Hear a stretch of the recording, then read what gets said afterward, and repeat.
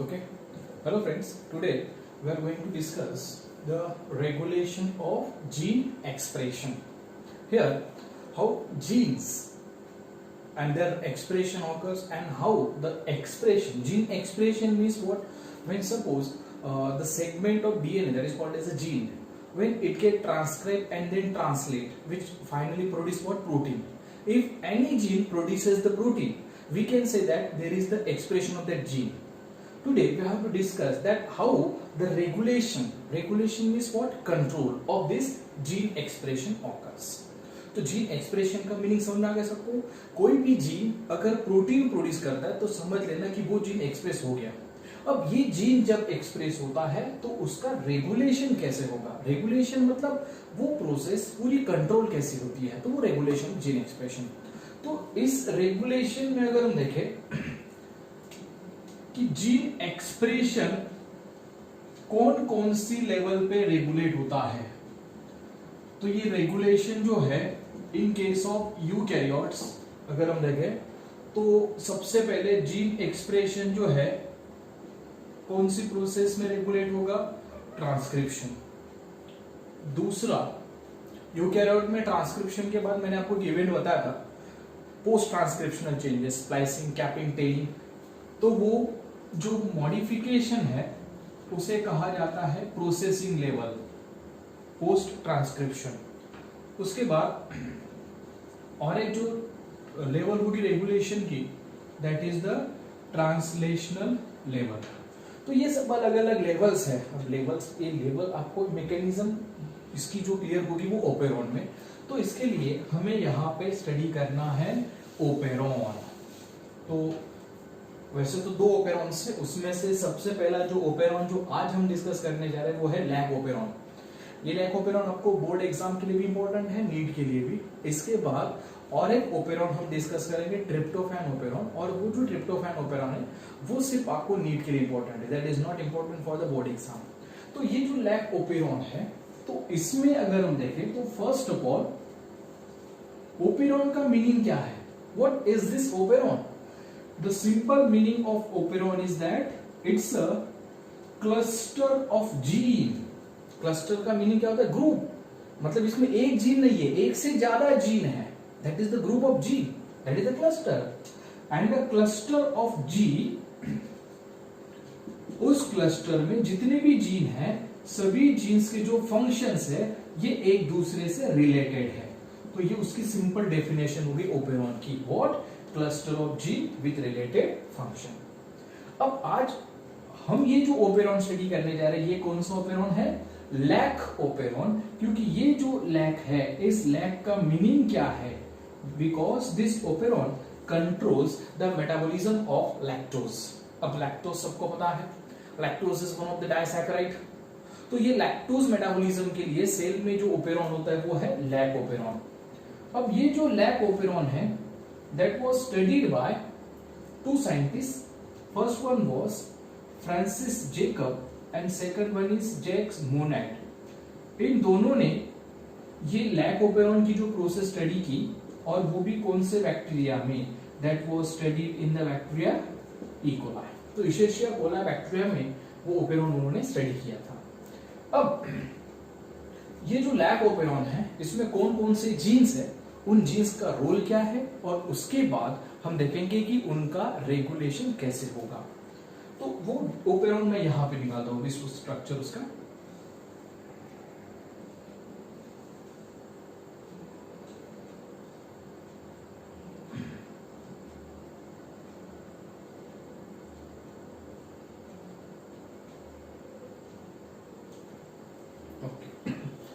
तो ये अलग अलग टाइप के जीन्स ओपेरॉन में प्रेजेंट है। तो इसमें सबसे पहला वाला जो जीन है that is what? I gene. तो इस आई जीन को क्या कहा जाता है?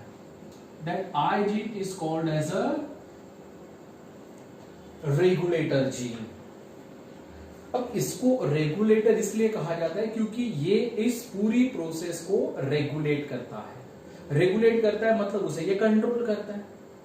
तो उस रेगुलेशन के लिए ये जो रेगुलेटर जीन है, that regulator gene generally produces a specific chemical and that chemical is called as a repressor molecule.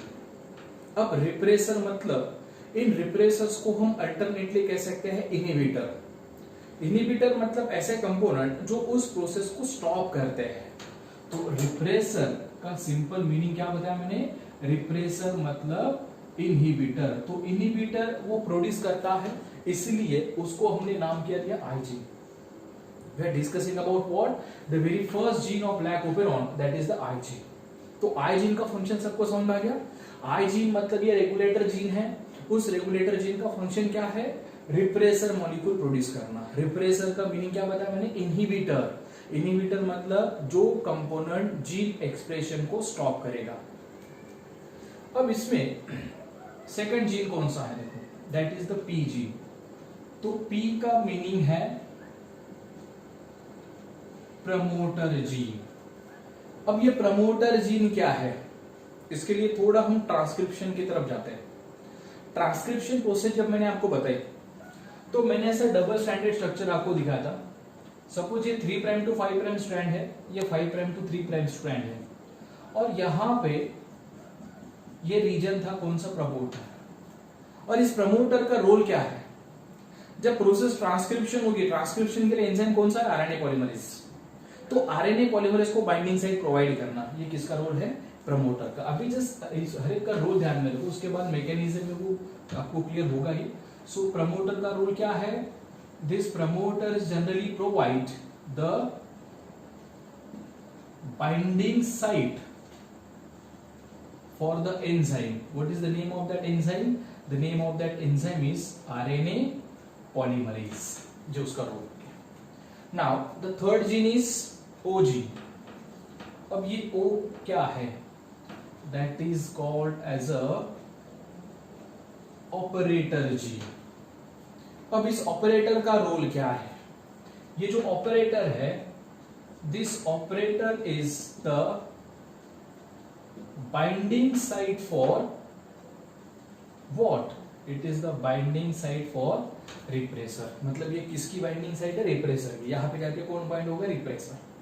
और इसके बाद ये देखो, ये ZYA, ये तीनों मिला के ये फोर्थ जीन वहां पे फॉर्म होता है. और वो फोर्थ जीन कौन सा? वो बताता हूं.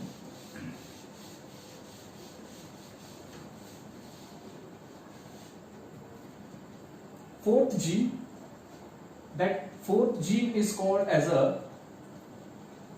structural gene. तो उस जीन को नाम दिया जाता है स्ट्रक्चरल जीन. अब इस स्ट्रक्चरल जीन में 3 जीन्स है, ZYA. तो इसमें जस्ट ये थ्योरेटिकल कांसेप्ट ध्यान में रखो. 1 जीन प्रोड्यूसेस 1 एंजाइम. एक जीन एक एंजाइम प्रोड्यूस करता है. तो इसमें 3 जीन्स है देखो स्ट्रक्चरल जीन के. एक सबसे पहला है Z जीन. अब ये Z जीन प्रोड्यूस करता है एक एंजाइम. उस एंजाइम का नाम है, the name of enzyme is beta galactosidase. ये किसका एंजाइम है? Z जीन का. हर एक का रोल बताता हूं मैं. Z के बाद क्या है? Y gene. That is Y gene. Y gene का एंजाइम है परमिएज. और लास्ट में A जीन है, उसका एंजाइम है ट्रांस एसिटिलेज. तो ये हो गए 3 एंजाइम्स. अब इन तीनों का रोल मैं बताता हूं आपको. We are discussing about what? Lac operon. तो लैक का मीनिंग क्या बताया मैंने? लैक्टोज. तो मतलब ये तीनों जो जीन्स है, इन तीनों का जो फंक्शन है, that function is regarding the metabolism of lactose. तो लैक्टोज मेटाबॉलिज्म के कंसर्न में इन तीनों का रोल है. तो अब ये Z जीन का एंजाइम कौन सा बताया मैंने? Beta galactosidase. इस बीटा गैलेक्टोसाइडेज का रोल क्या है? ये जो लैक्टोज है, लैक्टोज किस टाइप की शुगर है? डाइसैकेराइड है. तो डाइसैकेराइड है मतलब इसमें 2 शुगर्स जो लिंक होती है, उन दोनों शुगर्स को ब्रेक करना. तो ये जो लैक्टोज है, इस लैक्टोज को ब्रेक करना, किसका रोल? बीटा गैलेक्टोसाइडेज का. तो बीटा गैलेक्टोसाइडेज की वजह से ये जो लैक्टोज है, इस लैक्टोज का ब्रेकडाउन होगा और वहां पे फॉर्म होगा ग्लूकोज प्लस गैलेक्टोज. ये एक, ये दो, ये दोनों शुगर्स अब सेपरेट हो गई. इसके बाद ये Y जीन है. वाई जीन का एंजाइम क्या है? परमेज। परमेज का रोल क्या है? परमिशन देना। किसको? लैक्टोज को। So role of permease is that it gives permission to what? Lactose. और लास्ट में ए जीन है, उसका एंजाइम कौन सा है? Transacetylase. तो इसके नाम से हमें क्या समझ में आ रहा है? That there is transfer of what? Acetyl group. तो ये जो ट्रांस एसिटिल है, एसिटिलेज है, इसका रोल क्या है? It transverse the functional group that is the acetyl group. और ये एसिटिल ग्रुप किसको ट्रांसफर करता है? फर्स्ट एंजाइम को, मतलब किसको? बीटा गैलेक्टोसाइडेज को। अब ये क्या है वो बताता हूं मैं। ये तीनों जो एंजाइम्स है, ये बात, इन तीनों का मतलब ओपेरॉन की डेफिनेशन ही वही है। डेफिनेशन में क्या बताया मैंने? It's a group of gene with related function. अब इस ग्रुप में 3 जीन से देखो, अब इन तीनों के फंक्शन एक दूसरे से रिलेटेड है। रिलेटेड कैसे बोलते? ये एक सेल है मान लीजिए, ठीक है, ये सेल, इस सेल को चाहिए था ग्लूकोज, लेकिन यहां पे क्या प्रेजेंट है? ये लैक्टोज है। लैक्टोज में 2 शुगर है ना, ये 2 शुगर्स, लेकिन ये जो लैक्टोज है ये तो सेल के बाहर है। तो सबसे पहले इस लैक्टोज को सेल में परमिशन देना, गिव्स परमिशन टू लैक्टोज। ये किसका रोल हो गया? परमीएज का। परमीएज जो है ये किसका एंजाइम है? वाई जीन का। तो मतलब सबसे पहला फंक्शन किसका हो? वाई जीन का। और परमीएज की वजह से जो लैक्टोज जो सेल के बाहर था वो सेल के अंदर आ गया, एक। दूसरा, अब जेड जीन का एंजाइम कौन सा है? Beta galactosidase. अब ये जो बीटा गैलेक्टोसाइडेज है, ये बीटा गैलेक्टोसाइडेज का रोल क्या है? ये जो लैक्टोज दिख रहा है आपको, दोनों शुगर एक दूसरे को लिंक है, वो दोनों शुगर एक दूसरे से अलग होगी, ब्रेक हो गया, ग्लूकोज प्लस गैलेक्टोज। अब जाके सेल ग्लूकोज यूज करेगी। मतलब देखो, ये ओपेरॉन अगर ऑपरेट नहीं हुआ तो उस सेल को ग्लूकोज अवेलेबल नहीं होगा। ग्लूकोज अगर अवेलेबल नहीं हुआ तो मेटाबॉलिज्म नहीं होगी, उसके बाद सेल की डेथ होगी। तो ये प्रोसेस है। तो ये तो आपको जेड जीन के एंजाइम का रोल क्लियर होगा, वाई का एंजाइम का रोल क्लियर हो गया। अब ए ट्रांस एसिटिलेज, ये क्या करता है? Transfers which group? Acetyl group to what? Beta galactose. क्योंकि ये जो बीटा गैलेक्टोसाइडेज है ये उसे वो एक्टिवेट करता है।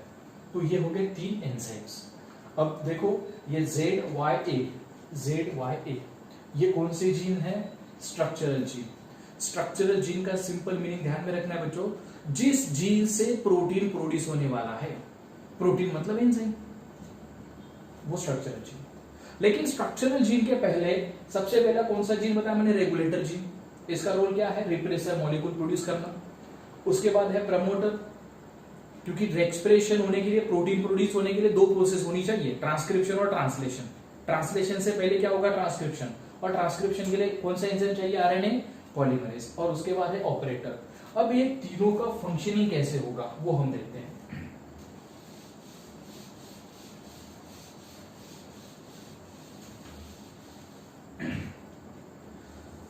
तो ये जो लैक ओपेरॉन है, इस लैक ओपेरॉन का जो रेगुलेशन है वो 2 प्रोसेसेस से होता है। एक सबसे पहला जो रेगुलेशन है वो है निगेटिव रेगुलेशन, और एक रेगुलेशन हमें जो स्टडी करना है वो है पॉजिटिव रेगुलेशन। अब सबसे पहले ये ध्यान में रखो कि ये कौन सा रेगुलेशन कब होगा, ठीक है ना। अब ये निगेटिव रेगुलेशन कब होगा? We are discussing this operon phenomenon, the Jacob and Monod studied this phenomenon in case of E coli, ठीक है। अब उस ई कोलाई में, ई कोलाई को सपोज हमने एक ऐसे मीडियम पे ग्रो किया है, उस मीडियम में ग्लूकोज नहीं है, या फिर सपोज उसमें ग्लूकोज है लेकिन जो ओपेरॉन हम डिस्कस करने जा रहे हैं वो है लैक्टोज। तो ये लैक्टोज वहां पे क्या है? Lactose is absent. Lactose absent होने की वजह से क्या होगा वही चीज मैं यहां पे दिखाऊंगा फिर एक। तो ये हो गया अपना आई जीन। आई का मीनिंग क्या बताया मैंने? Regulator gene. इस रेगुलेटर जीन का रोल क्या है? To produce what? रिप्रेसर। तो ये मान लीजिए ये उसने प्रोड्यूस कर दिया रिप्रेसर मॉलिक्यूल, ये क्या हो गया रिप्रेसर मॉलिक्यूल। अब आई जीन के बाद कौन सा जीन है, प्रमोटर जीन, ठीक है ना, यही प्रमोटर मैंने लिखा। प्रमोटर का रोल क्या है, to provide the binding site for what, RNA polymerase. क्योंकि देखो ये जीन है, स्ट्रक्चरल जीन है, मतलब इनका ट्रांसक्रिप्शन और ट्रांसलेशन होगा। ट्रांसलेशन से पहले कौन सा इवेंट होगा, ट्रांसक्रिप्शन। ट्रांसक्रिप्शन कौन करेगा, आरएनए पॉलीमरेज। तो इसके लिए इंपॉर्टेंट है कि आरएनए पॉलीमरेज यहां तक आना चाहिए, लेकिन आरएनए पॉलीमरेज तो बाइंड कहां पे होता है, प्रमोटर को। सपोज ये आरएनए पॉलीमरेज है, ये मैंने क्या लिखा यहाँ पे, आरपी। आरपी मतलब आरएनए पॉलीमरेज, कौन सी साइट को बाइंड हुआ, पी। पी का रोल ही वही है, it provide binding site for RNA polymerase. उसके बाद ये है ऑपरेटर, और लास्ट में ये 3 जीन्स है, ZYA। अभी प्रीवियस केस में मैंने बताया तीनों का रोल। जेड का एंजाइम है बीटा गैलेक्टोसाइडेज, वाई का एंजाइम है परमीज, और एक का जो एंजाइम है वो है ट्रांस एसिटिलेज। अगर ये तीनों एंजाइम प्रोड्यूस हो गए तो हम कहेंगे कि जीन एक्सप्रेस हो गया। अगर ये 3 एंजाइम प्रोड्यूस नहीं हुए मतलब जीन का एक्सप्रेशन नहीं हुआ है। तो अब देखो क्या होगा, ये रेगुलेटर जीन है, रेगुलेटर ने केमिकल प्रोड्यूस कर दिया, उस केमिकल का नाम है रिप्रेसर। अब ये जो रिप्रेसर है, ये रिप्रेसर कहां पे बाइंड होगा, ओ साइट का फंक्शन क्या लिखा है देखो आपने, ओ ऑपरेटर जीन, रोल क्या है, बाइंडिंग साइट फॉर रिप्रेसर। तो देखो ये जो रिप्रेसर मॉलिक्यूल है, ये रिप्रेसर मॉलिक्यूल यहां पे जाके बाइंड हो गया, देखो इस तरह से दिखाई दे रहा आपको, ये रिप्रेसर मॉलिक्यूल। और रिप्रेसर मॉलिक्यूल कौन से साइट को बाइंड हो गया, ऑपरेटर साइट को। अब इसकी वजह से क्या होगा, इसके अपस्ट्रीम पोजीशन में एंजाइम में कौन सा, आरएनए पॉलीमरेज। ये एंजाइम ट्रांसक्रिप्शन और ट्रांसलेशन उसके बाद होगी। ट्रांसक्रिप्शन करने के लिए आरएनए पॉलीमरेज स्ट्रक्चरल जीन तक आना चाहिए। स्ट्रक्चरल जीन कहां से स्टार्ट हो रहा है, जेड से।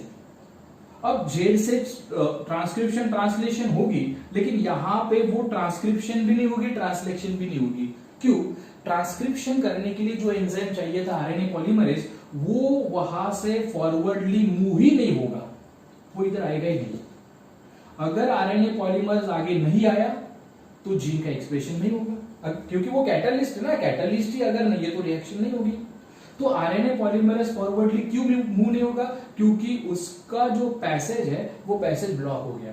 और आरएनए पॉलीमरेज का पैसेज किसने ब्लॉक कर दिया, रिप्रेसर मॉलिक्यूल ने। तो रिप्रेसर की वजह से यहां पे कोई भी एंजाइम प्रोड्यूस नहीं हुआ। एंजाइम प्रोड्यूस नहीं हुआ मतलब वहां पे किसी भी जीन का एक्सप्रेशन नहीं हुआ, there is no gene expression. और अगर जीन एक्सप्रेस नहीं हुआ तो वो जो मैकेनिज्म है वो है नेगेटिव रेगुलेशन। समझ में आ गया, नेगेटिव रेगुलेशन कब होगी, अगर उस बैक्टीरियल सेल को हमने जिस मीडियम पे ग्रो किया है उस मीडियम पे अगर लैक्टोज नहीं है तो। हाँ, उसके अपोजिट केस पॉजिटिव रेगुलेशन। ये पॉजिटिव रेगुलेशन क्या है, इसे पॉजिटिव रेगुलेशन क्यों कहते हैं। पॉजिटिव रेगुलेशन जो है, ये पॉजिटिव रेगुलेशन कब होगा, अगर हमने उस बैक्टीरिया को एक ऐसे मीडियम पे ग्रो कर दिया है जिस मीडियम में लैक्टोज है। अब ये जो लैक्टोज है, इस लैक्टोज का रोल क्या है, this lactose is generally act as a what, inducer. अब ये इंड्यूसर क्या है, बिल्कुल इसके अपोजिट। रिप्रेसर और इनिबिटर का रोल क्या बताया मैंने, जो जीन एक्सप्रेशन को स्टॉप करते हैं। अब इंड्यूसर मतलब जो जीन एक्सप्रेशन को इंड्यूस करना मतलब प्रमोट करना, जो जीन एक्सप्रेशन प्रमोट करेगा वो इंड्यूसर। अब इंड्यूसर कौन है, लैक्टोज। एक्चुअल में सेल में अगर हम देखें तो लैक्टोज ही वो इंड्यूसर, मतलब टेक्स्ट बुक में भी वैसा दिया है कि लैक्टोज ये जो है ये इंड्यूसर है। लेकिन एक बार जब नीट में यह क्वेश्चन पूछा गया था कि which is the most appropriate inducer, option lactose था, दूसरा ऑप्शन एलोलैक्टोज भी था, तो इसका एग्जैक्ट आंसर जो है वो है allolactose. Allolactose is nothing but the isomer of lactose. Isomer आपको पता है ना। तो ये लैक्टोज का ही आइसोमर कौन है? एलोलैक्टोज। अगर आपको ऐसा क्वेश्चन पूछा जाता है कि इंड्यूसर कौन है और उसमें अगर दोनों ऑप्शंस है तो आंसर आप बताओगे एलोलैक्टोज। तो एलोलैक्टोज इंड्यूसर है, वो क्या करेगा? देखो यहां पे फिर से ये लैक ओपेरॉन मैंने निकाल दिया। लैक ओपेरॉन में सबसे पहला ये रेगुलेटर जीन, ये वाला रेगुलेटर जीन जो है, ये रेगुलेटर जीन, इस रेगुलेटर जीन को कहा जाता है हाउसकीपिंग जीन। हाउसकीपिंग जीन मतलब वो जीन हमेशा एक्टिव रहेगा सेल में। अब हाउसकीपिंग जीन का एक एग्जांपल बताता हूं मैं। All the jeans which produces the enzymes of glycolysis. Glycolysis ये किसकी रिएक्शन है? रेस्पिरेशन की। रेस्पिरेशन ये हमारे बॉडी के ऐसी मेटाबॉलिक रिएक्शन है जो डे टाइम हो नाइट टाइम हो कंटिन्यूअसली टिल द डेथ वो रिएक्शन कभी भी स्टॉप नहीं होती। तो ऐसी जो मेटाबॉलिक रिएक्शंस है, हाउसकीपिंग जीन्स मतलब जो जीन्स हमेशा एक्टिव होते हैं, तो वो होते हैं हाउसकीपिंग जीन्स। तो ये हाउसकीपिंग जीन है, इसका एक ही काम है, हमेशा प्रोड्यूस करता है ये रिप्रेसर मॉलिक्यूल। अब मान लीजिए ये रेगुलेटर जीन है, उस रेगुलेटर जीन ने प्रोड्यूस कर दिया ये उसका स्पेसिफिक मॉलिक्यूल जिसको नाम दिया हमने रिप्रेसर मॉलिक्यूल। अब रेगुलेटर के बाद है ये प्रमोटर, प्रमोटर के बाद कौन सी साइट है? ऑपरेटर साइट, और ऑपरेटर के बाद है तीन genes, Z gene, Y gene और ए जीन। ये है तीनों स्ट्रक्चरल जीन। इसके पहले मैंने स्ट्रक्चरल जीन का आपको रूल क्या बताया? जिस जीन से एंजाइम फॉर्म होने वाला है वो है स्ट्रक्चरल जीन। अब इसी तरह से एक्सप्रेशन होने के लिए पहले तो ट्रांसक्रिप्शन होनी चाहिए। ट्रांसक्रिप्शन का एंजाइम कौन सा? RNA polymerase. आरएनए पॉलीमरेज यहां पे बाइंड होगा। RNA polymerase binds to what? Promoter site. लेकिन अब ये सेल एक ऐसे मीडियम में है जहां पे क्या प्रेजेंट है? लैक्टोज प्रेजेंट है। अब ये लैक्टोज है, suppose it is what? It is lactose. अब ये लैक्टोज है मतलब ये क्या है? It is inducer. अब ये इंड्यूसर क्या करेगा? ये जाके बाइंड हो जाएगा। Inducer binds to what? Repressor. मतलब देखो यहां पे ये अपना रिप्रेसर था और ये हो गया अपना इंड्यूसर। तो रिप्रेसर इंड्यूसर दोनों बाइंड हो गए। रिप्रेसर इंड्यूसर दोनों बाइंड होने की वजह से देखो ये हो गया अपना इंड्यूसर। रिप्रेसर इंड्यूसर दोनों बाइंड होने की वजह से वहां पे जो रिप्रेसर था वो रिप्रेसर क्या हो गया? रिप्रेसर हो गया इनएक्टिव। रिप्रेसर इनएक्टिव होने की वजह से नॉर्मली रिप्रेसर जहां पे बाइंड होना चाहिए था वहां पे बाइंड नहीं हो। रिप्रेसर कहां पे बाइंड हुआ था? ऑपरेटर साइट में। अब ये जो रिप्रेसर है ये ऑपरेटर को बाइंड ही नहीं हो सकता। क्यों? अब ये रिप्रेसर क्या हो गया? इनएक्टिव हो गया। रिप्रेसर किसकी वजह से इनएक्टिव हुआ? इंड्यूसर की वजह से। इंड्यूसर कौन है? लैक्टोज। अब रिप्रेसर अगर यहां पे बाइंड नहीं हुआ तो ये जो आरएनए पॉलीमरेज है, जैसे कि इस केस में आरएनए पॉलीमरेज का पैसेज ही ब्लॉक हो गया था। अब आरएनए पॉलीमरेज का पैसेज ब्लॉक नहीं होगा, आरएनए पॉलीमरेज आगे जाएगा, आगे जाके वो जेड जीन का एक्सप्रेशन करेगा तो बीटा गैलेक्टोसाइडेज प्रोड्यूस हुआ। वाई जीन के पास गए तो परमियस प्रोड्यूस हुआ। ए जीन के पास गया तो ट्रांस एसिटिलेज प्रोड्यूस हुआ। तो इस तरह से तीन जीन्स थे और तीन जीन से तीनों एंजाइम्स भी प्रोड्यूस हो गए। जीन से एंजाइम, जीन से प्रोटीन्स अगर प्रोड्यूस हो गए इसका मतलब उस जीन का एक्सप्रेशन कंप्लीट हो गया। तो यहां पे एक्सप्रेशन हो चुका है, इसीलिए उस रेगुलेशन को हम क्या कहते हैं? Positive regulation. तो दोनों में डिफरेंस समझ में आ गया? नेगेटिव रेगुलेशन मतलब जीन का एक्सप्रेशन नहीं होगा। वो जीन एक्सप्रेशन किसकी वजह से नहीं हुआ? रिप्रेसर की वजह से। यहां पे पॉजिटिव रेगुलेशन है मतलब जीन का एक्सप्रेशन हुआ। ये किसकी वजह से हुआ? इंड्यूसर। इसीलिए जो लैक ओपेरॉन है इसको इंड्यूसिबल ओपेरॉन कहा जाता है। ओपेरॉन दो टाइप के आते हैं, एक इंड्यूसिबल एक रिप्रेसिबल। अगले लेक्चर में जो ओपेरॉन हम डिस्कस करने जा रहे हैं वो है ट्रिप्टोफैन ओपेरॉन और वो रिप्रेसिबल ओपेरॉन का एग्जांपल है। आज जो ओपेरॉन हमने स्टडी किया वो किस टाइप का ओपेरॉन है? ये इंड्यूसिबल मतलब इंड्यूसर टाइप का, क्योंकि इंड्यूसर अगर है तभी उसका एक्सप्रेशन होगा, अदरवाइज नहीं। तो ये होगी जीन एक्सप्रेशन की प्रोसेस, उसका पहला regulation, that is the lactose operon.